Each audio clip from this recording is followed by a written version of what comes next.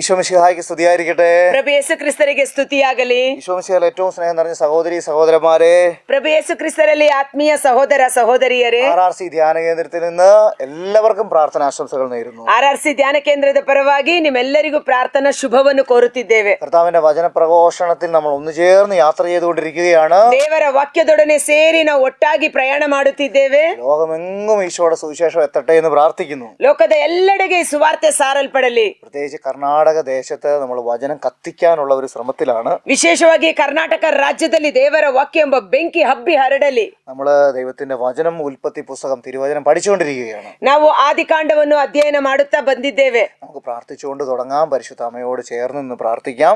ಮಾತೆ ಮರಿಯಮ್ಮರೊಟ್ಟಿಗೆ ಸೇರಿ ಪ್ರಾರ್ಥನೆಯಲ್ಲಿ ಪ್ರಾರಂಭಿಸೋಣ. ನಮೋ ಮರಿಯ ವರಪ್ರಸಾದ ಪೂರ್ಣೇ ಕರ್ತರು ನಿಮ್ಮೊಡನೆ ಇದ್ದಾರೆ, ಸ್ತ್ರೀಯರಲ್ಲಿ ನೀವು ಧನ್ಯರು ಮತ್ತು ನಿಮ್ಮ ಉದರದ ಫಲವಾದ ಯೇಸು ಧನ್ಯರು. ಸಂತ ಮರಿಯ ದೇವ ಮಾತೆಯೇ, ಪಾಪಿಗಳಾಗಿರುವ ನಮಗಾಗಿ ಈಗಲೂ ನಮ್ಮ ಮರಣದ ಸಮಯದಲ್ಲೂ ಪ್ರಾರ್ಥಿಸಿರಿ. ಆಮೆನ್. ಪಿತನ ಸುಧನ ಮತ್ತು ಪವಿತ್ರಾತ್ಮ ನಾಮದಲ್ಲಿ ಆಮೆನ್. ಹಲ್ಲೆಲೂಯಾ. ಹಲ್ಲೆಲೂಯಾ. യേശുവേ ವಂದನೆ, ಯೇಸುವೇ ವಂದನೆ, യേശു ആരാധನೆ, ಯೇಸುವೇ ಆರಾಧನೆ. പ്രിയപ്പെട്ടവരെ, കർത്താവിന്റെ വചനം ഉൽപ്പത്തി പുസ്തകമാണ് നമ്മൾ പഠിച്ചുകൊണ്ടിരിക്കുന്നത്. ಪ್ರಿಯರೇ, ನಾವು ಆದಿಕಾಂಡವನ್ನು ಅಧ್ಯಯನ ಮಾಡುತ್ತಾ ಬಂದಿದ್ದೇವೆ. കഴിഞ്ഞ ക്ലാസ്സിൽ നമ്മൾ അതിപ്രധാനപ്പെട്ട ഒരു സംഭവം പഠിച്ചുകൊണ്ടിരിക്കുകയായിരുന്നു. ಕಳೆದ ಸಂಚಿಕೆಯಲ್ಲಿ ನಾವು ವಿಶೇಷವಾದ ಒಂದು ಘಟನೆಯನ್ನ ಧ್ಯಾನಿಸಿದೆವು. നമ്മുടെ പൂർവ്വ പിതാവായ നമ്മളുടെയൊക്കെ വിശ്വാസത്തിന്റെ അടിസ്ഥാന കാരണമായ വ്യക്തി അബ്രാഹത്തെ കുറിച്ച് നമ്മൾ പഠിച്ചുകൊണ്ടിരിക്കുകയായിരുന്നു. ವಿಶ್ವಾಸದ ಪಿತಾಮಹನಾದ ಅಬ್ರಹಾಮನ ಕುರಿತು ನಾವು ಧ್ಯಾನಿಸಿದೆವು. 12ാം അധ്യായത്തിന്റെ ആദ്യ ഭാഗം അബ്രാഹത്തെ ദൈവം വിളിക്കുന്നതായിരുന്നു നമ്മൾ പഠിച്ചുകൊണ്ടിരുന്നത്. ಆದಿಕಾಂಡ 12 ಮೊದಲನೆಯ ವಚನದಲ್ಲಿ ಅಬ್ರಹಾಮನನ್ನು ದೇವರು ಕರೆಯುತ್ತಾರೆ. അബ്രാഹത്തെ വിളിച്ച് കാനാൻ ദേശം വരെ ദൈവം എത്തിച്ചത് വരെ നമ്മൾ കണ്ടു. ಅಬ್ರಹಾಮನನ್ನ ಕರೆದು ಕಾನಾನ್ ನಾಡಿನಲ್ಲಿ ವಾಸ ಮಾಡುವಷ್ಟರ ಮಟ್ಟಿಗೆ ನಾವು ಧ್ಯಾನಿಸಿದ್ದೇವೆ. ഇനി ഈ വിളിക്കപ്പെട്ട ആളുടെ ജീവിതത്തിൽ സംഭവിക്കുന്ന ചെറിയ ഒരു അബദ്ധമാണ് നമ്മൾ കാണാൻ പോകുന്നത്. ದೇವರಿಂದ ಕರೆಯಲ್ಪಟ್ಟ ಆ ವ್ಯಕ್ತಿಯ ಜೀವಿತದಲ್ಲಿ ನಡೆಯುವ ಒಂದು ಸಣ್ಣ ಘಟನೆಯನ್ನ ನೋಡೋಣ. മനുഷ്യന്റെ ബലഹീനതയും ദൈവത്തിന്റെ കാരുണ്യവും ഒരുപോലെ നീങ്ങിക്കൊണ്ടിരിക്കുന്ന, പഠിപ്പിച്ചുകൊണ്ടിരിക്കുന്ന ഒരു പുസ്തകമാണ് ബൈബിള്. ಮನುಷ್ಯನು ಬಲಹೀನತೆಯಲ್ಲಿ ಬಿದ್ದು ಹೋಗುವುದು, ದೇವರು ತನ್ನ ಕರುಣೆಯಿಂದ ಮತ್ತೆ ಅವನನ್ನು ಮೇಲಕ್ಕೆತ್ತುವುದು ನಾವು ಓದುತ್ತಾ ಬರುತ್ತಿದ್ದೇವೆ. ദൈവം അബ്രാഹത്തെ വിളിച്ച് കാനാൻ ദേശത്ത് വരെ എത്തിച്ചു. അപ്പോൾ അവിടെ ഒരു ക്ഷാമം ഉണ്ടാവുകയാണ്. ದೇವರು ಅಬ್ರಹಾಮನನ್ನು ಕಾನಾನ್ ನಾಡಿನಲ್ಲಿ ವಾಸ ಮಾಡಲು ಹೇಳುವಾಗ ಆ ಕಾನಾನ್ ನಾಡಿನಲ್ಲಿ ಒಂದು ಕ್ಷಾಮ ಬರುತ್ತದೆ. നമ്മള് 12ാം അധ്യായത്തിന്റെ 10 മുതലുള്ള തിരുവചനമാണ് പഠിക്കുന്നത്. അതിന്റെ 10ാം വാക്യം, 10ನೇ ವಚನವನ್ನ ಓದೋಣ. അവിടെ ഒരു ക്ഷാമമുണ്ടായി, കടുത്ത ക്ഷാമമായിരുന്നതിനാൽ ഈജിപ്തിൽ പോയി പാർക്കാമെന്ന് കരുതി അബ്രാം അങ്ങോട്ട് തിരിച്ചു. 10ನೇ ವಚನ, ಕಾನಾನ್ ನಾಡಿನಲ್ಲಿ ಕ್ಷಾಮ ತಲೆದೋರಿತು, ಅದು ಘೋರವಾಗಿದ್ದುದರಿಂದ ಅಬ್ರಾಮನು ಕೆಲವು ಕಾಲ ಈಜಿಪ್ಟಿನಲ್ಲಿರಲು ಅಲ್ಲಿಗೆ ಇಳಿದು ಹೋದನು. ദൈവം അബ്രാഹത്തെ വസിപ്പിച്ചിരുന്ന സ്ഥലം കാനാൻ ദേശമായിരുന്നു. പക്ഷെ ഈജിപ്തില് കാനാൻ ദേശത്ത് ഒരു ക്ഷാമം ഉണ്ടായിന്ന് കണ്ടപ്പോഴത്തേനും പെട്ടെന്ന് ഈജിപ്ത് ദേശത്തേക്ക് ಅಬ್ರಾಹ ಓಡಿಪೋവുകയാണ്. ದೇವರು ಅಬ್ರಾಹ್ಮನನ್ನು ಕಾನಾನ್ ನಾಡಿನಲ್ಲಿ ವಾಸ ಮಾಡುವುದಕ್ಕಾಗಿ ಕರೆತಂದರು. ಅಲ್ಲಿ ಸ್ವಲ್ಪ ಕಾಲ ಕ್ಷಾಮ ಬಂದಾಗ ಕೂಡಲೇ ಅವನು ಈಜಿಪ್ಟಿಗೆ ತೆರಳಿ ಹೋಗುತ್ತಾನೆ. നമ്മുടെ എല്ലാവരുടെയും ജീവിതത്തിലുള്ള ഒരു കാര്യമാണ് കഷ്ടതയിൽ നിന്ന് ഉള്ള ഒളിച്ചോട്ടം. ನಮ್ಮೆಲ್ಲರ ಜೀವಿತದಲ್ಲಿ ನಡೆಯುವ ಘಟನೆ ಇದಾಗಿದೆ. ಕಷ್ಟ ಬಂದಾಗ ಅಲ್ಲಿಂದ ದೂರ ಓಡಿ ಹೋಗುವುದು. ആയിരിക്കുന്ന സ്ഥലത്ത് ഒരു പ്രതിസന്ധി ഉണ്ടാകുമ്പോൾ അതിനെ അംഗീകരിക്കാതെ മാറാനുള്ള, ഓടി മാറാനുള്ള ഒരു ഒരു ഒരു ഒരു ത്വര നമ്മുടെ ജീവിതത്തിലുണ്ട്. ನಾವಿರುವ ಸ್ಥಳಗಳಲ್ಲಿ ನಮಗೆ ಎದುರಾಗುವ ಕಷ್ಟ ಪರಿಸ್ಥಿತಿಗಳನ್ನ ಎದುರಿಸಲು ಸಾಧ್ಯವಾಗದೆ ಅಲ್ಲಿಂದ ತಪ್ಪಿಸಿಕೊಳ್ಳುವ ಮಾರ್ಗವನ್ನು ನೋಡುತ್ತೇವೆ. അബ്രാഹാം ഈജിപ്തിലേക്ക് പോയത് ഒരു വലിയൊരു അപകടത്തിലേക്കാണ് പോയത്. ശരിക്കും ಅಬ್ರಹಾಮನು ಈಜಿಪ್ಟಿಗೆ ಹೋಗಿದ್ದು ಒಂದು ದೊಡ್ಡ ದುರ್ಘಟನೆಗೆ ಕಾರಣವಾಯಿತು. ഈജിപ്തില് കാനാൻ ദേശത്ത് ക്ഷാമം ഉണ്ടാകുന്നു. അപ്പൊ ഈജിപ്തില് വലിയ സമൃദ്ധിയും സമാധാനവും ഒക്കെ ഉണ്ടെന്ന് കണ്ടുകൊണ്ടാണ് അങ്ങോട്ട് പോകുന്നത്. ಕಾನಾನ್ ನಾಡಿನಲ್ಲಿ ಕ್ಷಾಮ ಇದೆ, ಈಜಿಪ್ಟಲ್ಲಿ ಒಳ್ಳೆ ಸಮೃದ್ಧಿ ಇದೆ ಎಂದು ತಿಳಿದುಕೊಂಡು ಅಲ್ಲಿಗೆ ಹೋಗುತ್ತಾನೆ. നമ്മൾ ഇനി മുന്നോട്ട് പോകുമ്പോൾ ഈ ഈജിപ്ത് ദേശത്ത് ഇസ്രായേൽ ജനം അകപ്പെട്ടു പോകുന്ന സംഭവങ്ങൾ ഇനി കാണും. ಇನ್ನು ಮುಂದೆ ಈಜಿಪ್ಟ್ ದೇಶದಲ್ಲಿ ಇಸ್ರಾಯೇಲರು ಹೇಗೆ ದಾಸತ್ವ ಗುಲಾಮರಾಗಿ ಬಿಡುತ್ತಾರೆ ಎಂಬುದನ್ನು ನೋಡುತ್ತೇವೆ. ഈജിപ്ത് എപ്പോഴും ഒരു കഷ്ടതയുടെയും ദുരിതത്തിന്റെയും അതേസമയം തന്നെ സുഖഭോഗങ്ങളുടെയും എല്ലാം ഒരു മിക്സ് ആയിട്ട് കിടക്കുന്ന ഒരു സ്ഥലമാണ്. ಈಜಿಪ್ಟ್ ದೇಶ ಸಕಲ ವಿಧವಾದ ವ್ಯಾಮೋಹಗಳಿಂದ, ಸುಖಭೋಗಗಳಿಂದ ತುಂಬಿತ್ತು. ಅಲ್ಲಿ ಅನೇಕ ಕಷ್ಟಗಳು, ಗಂಡಾಂತರಗಳು ಕಾದಿದ್ದವು. അല്ലെ, ഈ കഷ്ടതകൾ നമ്മളെ എപ്പോഴും സുഖഭോഗങ്ങളിലേക്ക് നയിക്കാനുള്ള ഒരു സാധ്യതയുണ്ട്. ಈ ಕಷ್ಟಗಳು ನಮ್ಮನ್ನ ಸುಖಭೋಗಗಳ ಕಡೆ ಕೊಂಡೊಯ್ಯುವಂತೆ ಮಾರ್ಪಾಡು ಮಾಡಿಬಿಡುತ್ತದೆ. നമുക്കറിയാം, നമ്മുടെ ഈ ദേശത്ത് നമുക്ക് ജീവിക്കാനുള്ള എല്ലാ, നമ്മളായിരിക്കുന്ന ദേശത്ത് നമുക്ക് ജീവിക്കാനുള്ള ഏകദേശം എല്ലാ സൗകര്യങ്ങളും ഉണ്ട്. ಈಗ ನಾವು ವಾಸ ಮಾಡುತ್ತಿರುವ ಈ ನಮ್ಮ ದೇಶದಲ್ಲಿ ವಾಸಕ್ಕೆ ಅನುಕೂಲಕರವಾದ ಎಲ್ಲ ಅನುಕೂಲತೆಗಳು ನಮಗೆ ಉಂಟು. പക്ഷെ അതിനപ്പുറം നമ്മൾ പിടിച്ചു നിൽക്കാൻ വേണ്ടി നമ്മൾ കണ്ടിട്ടുണ്ട്, വിദേശത്തേക്ക് പോകുന്നു, പല സ്ഥലങ്ങളിലേക്ക്. അതായത് ഇപ്പോൾ ഉള്ളത് പോരാഞ്ഞിട്ട് നമ്മൾ കൂടുതൽ സജ്ജീകരണത്തിന് വേണ്ടി നമ്മളെല്ലാം വിദേശത്തേക്കൊക്കെ പോകുന്നവരാണ്. ಆದ್ರೆ ನಾವೇನ್ ಮಾಡ್ತೀವಿ, ನಮಗೆ ಇರುವ ಅನುಕೂಲ, ಜೀವನಕ್ಕೆ ಬೇಕಾದ ಅನುಕೂಲ ಇನ್ನೂ ಬೇಕು, ಇದು ಸಾಕಾಗೋದಿಲ್ಲ ಎಂದು ಈ ಸ್ಥಳವನ್ನ ಬಿಟ್ಟು ವಿದೇಶಗಳಿಗೆ ಪ್ರಯಾಣ ಮಾಡ್ತೇವೆ. വിദേശത്തേക്ക് പോകുന്നത് തെറ്റാന്നല്ല ഞാൻ പറയുന്നത്, നല്ലതാണ്. പക്ഷേ ദൈവം നമ്മളെ അനുവദിച്ചിരിക്കുന്നതാണോ എന്ന് നമ്മൾ ചിന്തിക്കണം.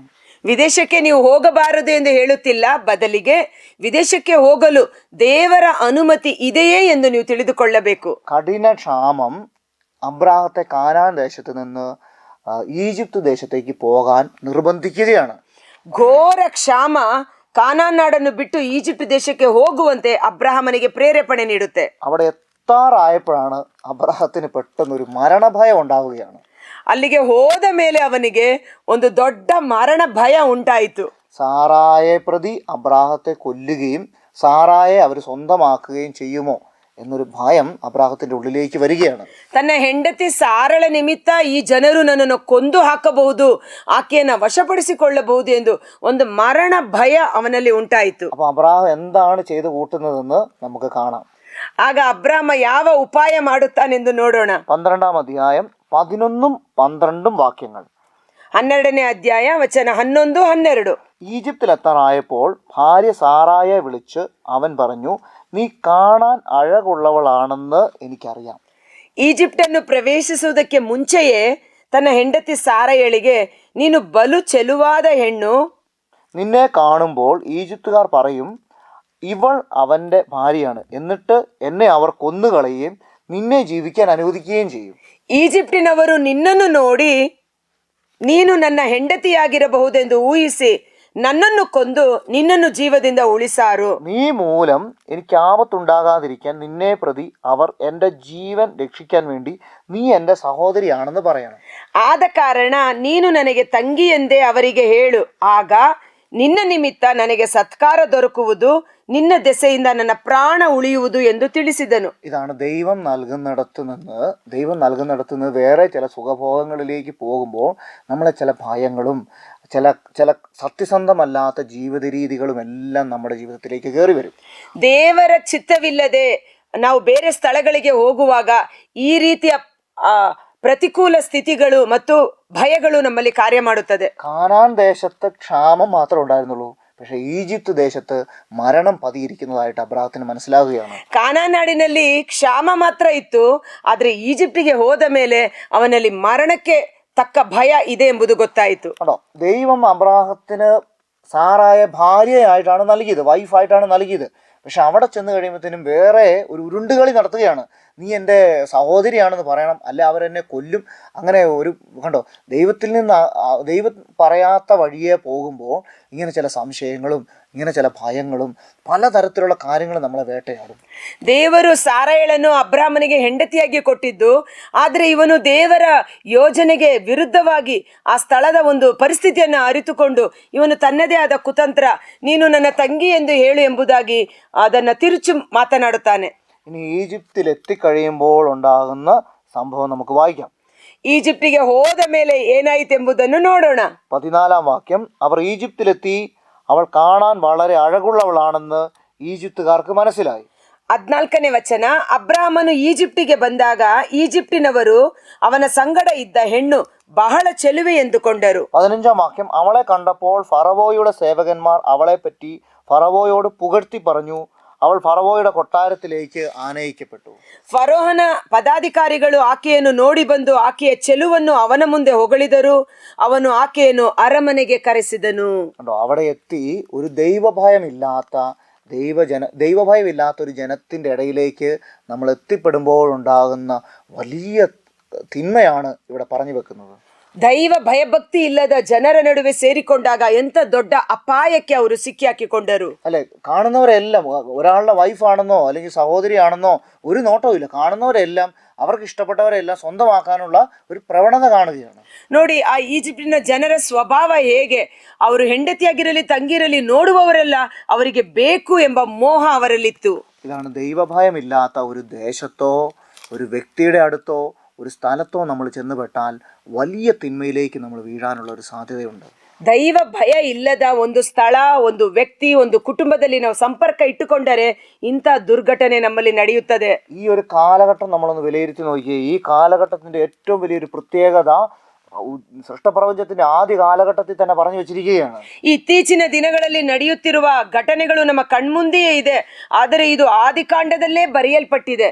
അമ്മയെന്നോ പെങ്ങളെന്നോ സഹോദരിയെന്നോ ഭാര്യയെന്നോ ഒരു ചിന്തയില്ലാതെ കാണുന്നവരെയൊക്കെ സ്വന്തമാക്കാനും അവരവരുടെ ശരീരസുഖത്തിന് വേണ്ടി ഉപയോഗിക്കാനും എല്ലാ തരത്തിലുള്ള അധാർമികതയ്ക്കും ഉള്ളൊരു കാലഘട്ടത്തിലാണ് ജീവിക്കുന്നത്.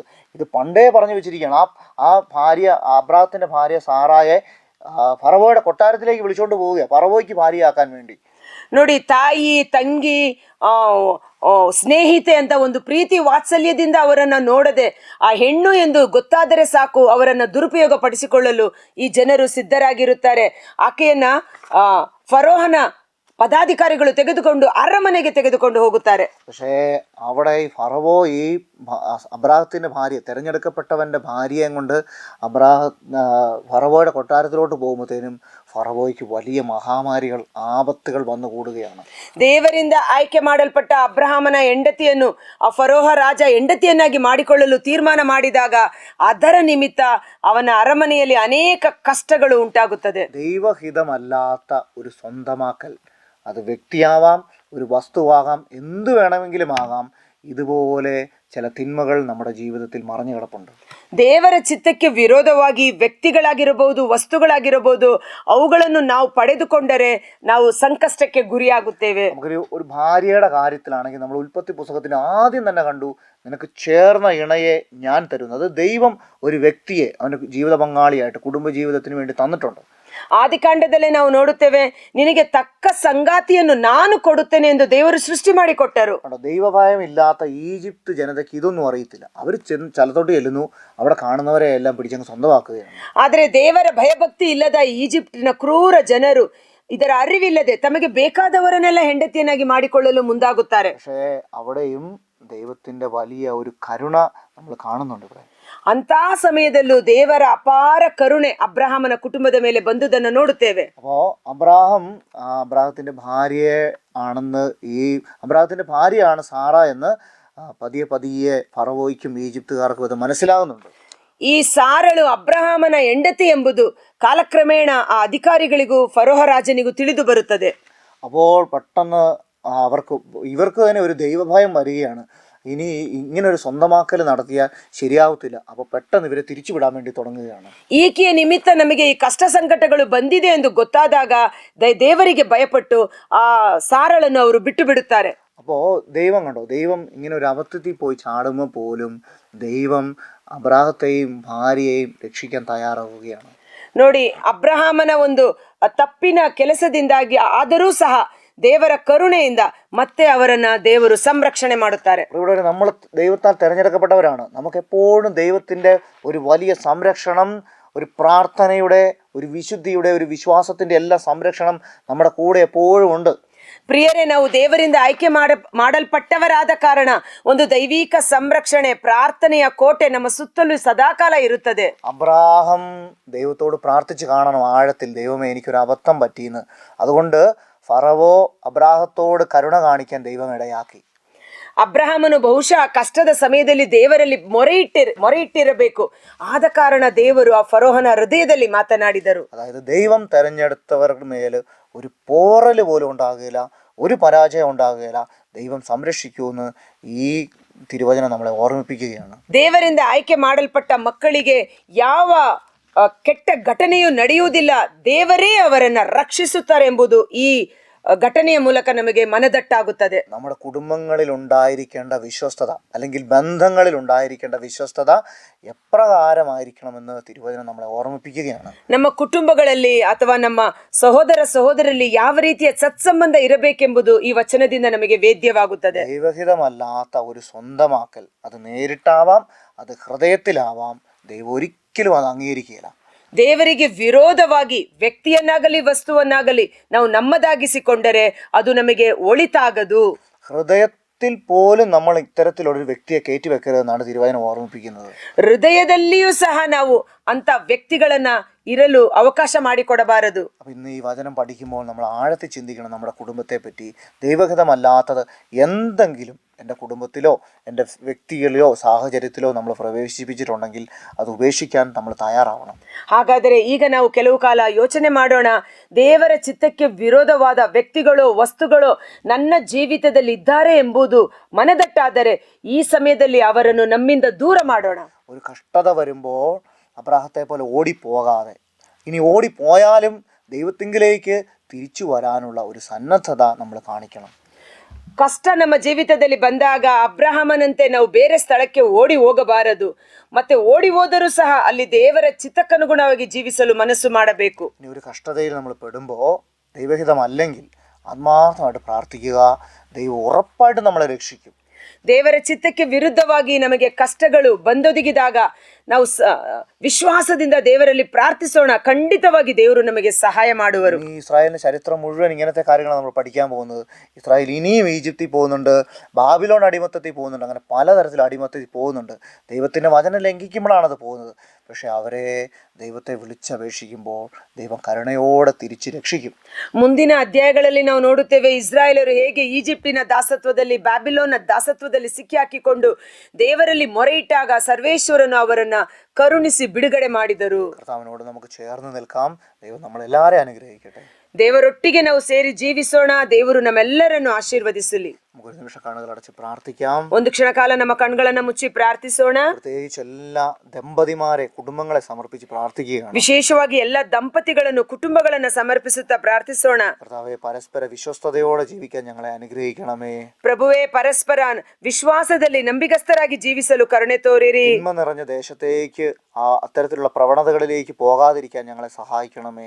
ದುಷ್ಕೃತ್ಯ ತುಂಬಿದ ಸ್ಥಳಗಳಿಗೆ ನಾವು ಹೋಗದಂತೆ ನಮ್ಮನ್ನು ತಡೆದು ನಿಲ್ಲಿಸಿರಿ. വിദേശത്തൊക്കെ ആയിരിക്കുന്ന ഞങ്ങളുടെ മക്കളെ കാത്തുകൊള്ളണമേ. ವಿದೇಶದಲ್ಲಿ ಜೀವಿಸುತ್ತಿರುವ ನಮ್ಮ ಮಕ್ಕಳನ್ನು ಕಾಯ್ದು ಕಾಪಾಡಿರಿ. അതുപോലെ തന്നെ തെറ്റായ ബന്ധങ്ങളിൽ കഴിയുന്ന കുടുംബങ്ങളെ സമർപ്പിച്ച് പ്രാർത്ഥിക്കുന്നു. ಅದೇ ರೀತಿಯಲ್ಲಿ ಅನೈತಿಕ ಸಂಪರ್ಕಗಳಲ್ಲಿ ಇರುವವರನ್ನ ಬಿಡುಗಡೆ ಮಾಡಿ ಕಾಪಾಡಿರಿ. ദാമ്പത്യ അവിശ്വസ്തതകൾ മാറ്റണമേ എന്ന് പ്രാർത്ഥിക്കുന്നു. ದಾಂಪತ್ಯ ಜೀವಿತದಲ್ಲಿರುವ ಎಲ್ಲ ಕೊರತೆಗಳನ್ನು ನೀಗಿಸಿರಿ. കർത്താവേ, നിന്റെ കൃപയോടെ എല്ലാ കുടുംബങ്ങളെ അനുഗ്രഹിക്കണമേ. ಪ್ರಭುವೇ, ನಿಮ್ಮ ಕೃಪೆಯಿಂದ ಎಲ್ಲ ಕುಟುಂಬಗಳನ್ನು ಆಶೀರ್ವದಿಸಿರಿ. ನವೋ ಮರಿಯ ವರಪ್ರಸಾದ ಪೂರ್ಣೆ ಕರ್ತರೆ ನಿಮ್ಮೊಡನೆ ಇದ್ದಾರೆ, ಸ್ತ್ರೀಯರಲ್ಲಿ ನೀವು ಧನ್ಯರು ಮತ್ತು ನಿಮ್ಮ ಉದರದ ಫಲವಾದ ಯೇಸು ಧನ್ಯರು. ಸಂತ ಮರಿಯ ದೇವಮಾತೆ, ಪಾಪಿಗಳಾಗಿರುವ ನಮಗಾಗಿ ಈಗಲೂ ನಮ್ಮ ಮರಣದ ಸಮಯದಲ್ಲೂ ಪ್ರಾರ್ಥಿಸಿರಿ. ಪಿತಾನ, ಸುತನ ಮತ್ತು ಪವಿತ್ರಾತ್ಮ ನಾಮದಲ್ಲಿ ಆಮೆನ್. ഹല്ലേലൂയാ. ಹಲ್ಲೇಲೂಯಾ. യേശുവേ ആരാധನೆ, ಯೇಸುವೆ ಆರಾಧನೆ, യേശുവേ വന്ദനെ. ಯೇಸುವೆ ವಂದನೆ. ഇവിടെ കർത്താവിന്റെ വചനത്തോട് ചേർന്ന് നിൽക്കാൻ ഒരിക്കൽ കൂടെ അവസരം തന്നതിന് നമുക്ക് നന്ദി പറയാം. ಪ್ರಿಯರೇ, ದೇವರ ವಾಕ್ಯದಲ್ಲಿ ಮತ್ತೊಂದು ದಿನ ಜೀವಿಸಲು ಅವಕಾಶ ಮಾಡಿಕೊಟ್ಟದಕ್ಕಾಗಿ ಕೃತಜ್ಞತೆಯನ್ನು ಸಲ್ಲಿಸೋಣ. ഞങ്ങൾ ആവർത്തിച്ച് പറയുകയാണ്, ഞങ്ങൾ മാത്രമല്ല വചനം പ്രഘോഷിക്കുന്നത്, നിങ്ങളും കൂടെയാണ് വചനം പ്രഘോഷിക്കുന്നത്. ನಾವು ಪದೇ ಪದೇ ನಿಮಗೆ ಹೇಳ್ತಾ ಇದ್ದೀವಿ, ನಾವು ಮಾತ್ರ ದೇವರ ವಾಕ್ಯವನ್ನ ಸಾರುತ್ತಾ ಇಲ್ಲ, ನಾವೆಲ್ಲರೂ ಒಟ್ಟಾಗಿ ಸೇರಿ ಸಾರುತ್ತಿದ್ದೇವೆ. നിങ്ങൾക്ക് പറ്റുന്നവർക്കെല്ലാം ഇത് ഷെയർ ചെയ്ത് കൊടുക്കുക. ആരെന്ന് നോക്കണ്ട, ഷെയർ ചെയ്ത് കൊടുക്കുക. ಯಾರು ಎಂದು ನೋಡದೆ ಎಲ್ಲರಿಗೂ ನೀವು ಇದನ್ನ ಶೇರ್ ಮಾಡಿ. കർത്താവിന്റെ വചനം ഇങ്ങനെ നമ്മൾ ചുമ്മാ വിതറുക, ദൈവം അതിന് ഫലം പുറപ്പെടുവിച്ചോളും. ದೇವರ ವಾಕ್ಯ ಎಂಬ ಬೀಜವನ್ನು ನಾವು ಬಿತ್ತನೆ ಮಾಡುತ್ತಾ ಹೋಗೋಣ, ದೇವರು ತಕ್ಕ ಸಮಯದಲ್ಲಿ ಫಲ ಕೊಡುವವರಾಗಿದ್ದಾರೆ. കർത്താവ് നമ്മളെ എല്ലാവരെയും അനുഗ്രഹിക്കട്ടെ. ದೇವರು ನಮ್ಮೆಲ್ಲರನ್ನು ಆಶೀರ್ವದಿಸಲಿ. നമ്മുടെ കുടുംബങ്ങളെല്ലാം സമാധാനത്തിലായിരിക്കട്ടെ. ನಮ್ಮೆಲ್ಲರ ಕುಟುಂಬಗಳು ಸಮಾಧಾನದಲ್ಲಿ ಮುನ್ನಡೆಸಲ್ಪಡಲಿ. ഒരു നല്ല ദിവസം ആശംസിക്കുന്നു. ദൈവം നമ്മളെല്ലാവരെയും അനുഗ്രഹിക്കട്ടെ. Have A blessed day. God bless you.